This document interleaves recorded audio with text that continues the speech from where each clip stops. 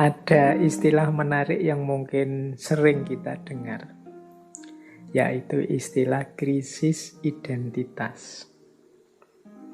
Krisis identitas itu orang yang sadar tentang pentingnya identitas,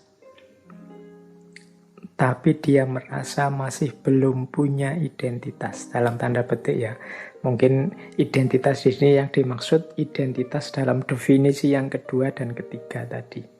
Kalau identitas yang sifatnya sosial, kultural, kita ini anak mana, rasnya apa, etnisnya apa, dan lain sebagainya kan pasti punyalah ya setiap orang. Tapi krisis identitas di sini dalam definisi yang kedua, yaitu siapa sih aku ini hakikatnya. Aku ini bisa apa, aku ini kemampuanku apa, keistimewaanku apa, keunikanku apa yang harus aku lakukan. Nah ini banyak orang yang merasa tidak mampu menjawab pertanyaan-pertanyaan ini. Itu nanti yang disebut krisis identitas. Dalam catatan saya, krisis identitas itu paling tidak cirinya ada 4. Jadi, yang pertama, krisis identitas itu adalah ketika kita tidak pasti tentang siapa diri kita, siapa sih diriku ini. Apa artinya kehadiranku di dunia ini? Nah, ini kan teman-teman sering yang mempertanyakan seperti ini. Mengapa Allah menghadirkanku ke dunia ini? Kadang-kadang kalau pas patah hati itu kan ada lagu-lagu yang mengapa aku dihadirkan. Kalau isinya hanya menderita, mengapa aku dilahirkan. Kalau hidup hanya isinya sulit saja. Ini sebenarnya bagian dari krisis identitas.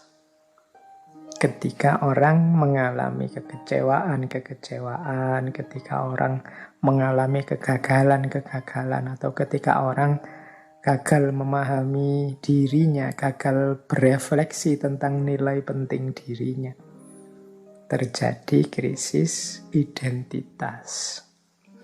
Ini banyak dialami biasanya oleh anak-anak muda ketika kebingungan membangun jati dirinya.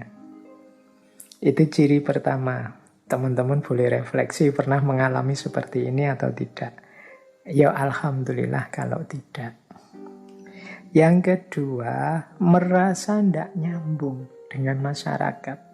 Merasa asing di tengah lingkungannya. Ini juga jenis krisis identitas. Seolah-olah kita ini orang yang berbeda sama sekali dengan lingkungan sekeliling kita. Aku kok tidak cocok ya dengan tetanggaku kiri kanan. Aku kok tidak cocok ya dengan masyarakatku. Aku kok tidak cocok ya dengan Indonesia ini kok kayak gini. Nah, ini jenis krisis juga.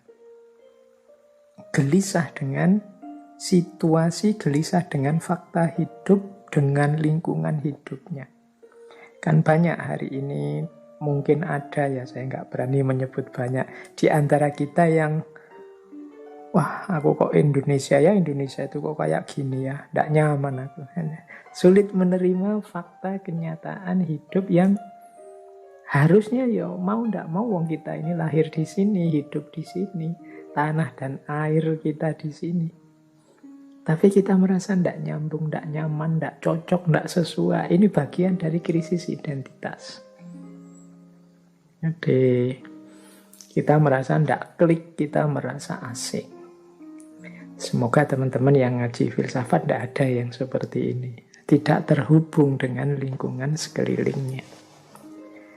Yang ketiga, orang yang mengalami krisis identitas, di antara cirinya adalah orang yang ingin selalu dihargai dan selalu menuntut untuk diakui keberadaannya. Ini ciri ketiga. Kalau teman-teman misalnya merasa, loh aku kok dicueki terus ya, terus tertantang untuk tampil terus, aku harus muncul, harus dihargai, harus dianggap ada. Ini menunjukkan mungkin teman-teman mengalami krisis identitas. Jadi teman-teman tidak pasti tentang dirinya. Akhirnya untuk memastikan menunggu pengakuan dan penghargaan orang lain. Kita tidak yakin tentang kapasitas kedirian kita, akhirnya kita menunggu orang lain setuju, orang lain mengakui, orang lain menghargai diri kita.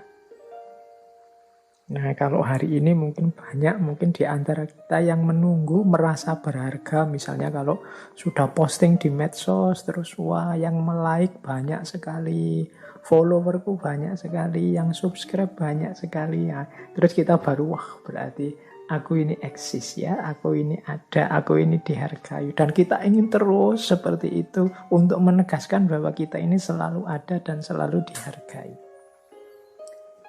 Ini ada kalanya merupakan ciri orang yang sedang krisis identitas. Dia belum mantap dengan konsep dirinya. Dia membutuhkan pengakuan, membutuhkan penghargaan yang lain tentang keberadaan dan keunikan dirinya. Nah, ini ciri yang ketiga dari krisis identitas.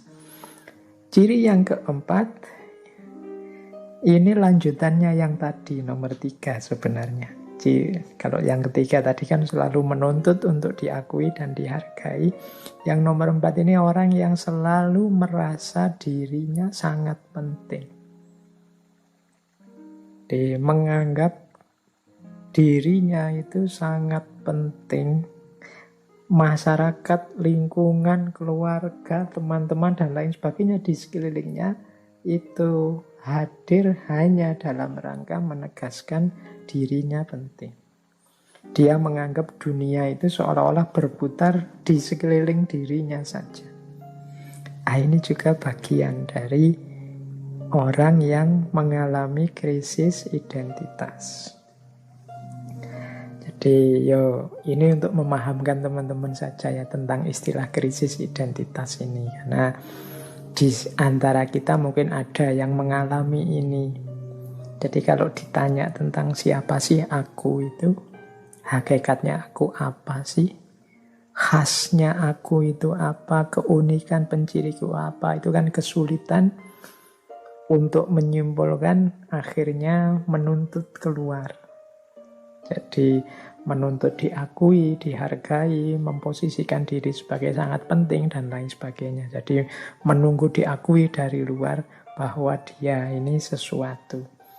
Nah, itu ciri tentang orang yang krisis identitas. Jadi tidak pasti tentang identitas dirinya, siapa aku, tidak nyambung dengan masyarakatnya, selalu menuntut untuk diakui, dihargai, dan merasa diri sangat penting di hadapan orang lain. Nah, ini bahan ya, ini jangan dipakai untuk nuding orang lain ya, kita pakai untuk refleksi diri kita sendiri. Jangan-jangan kita pernah ngalami ini. Ya tentu saja orang yang mengalami krisis identitas ini waktunya akan banyak habis dipakai untuk mengejar pengakuan dan penghargaan dari orang lain.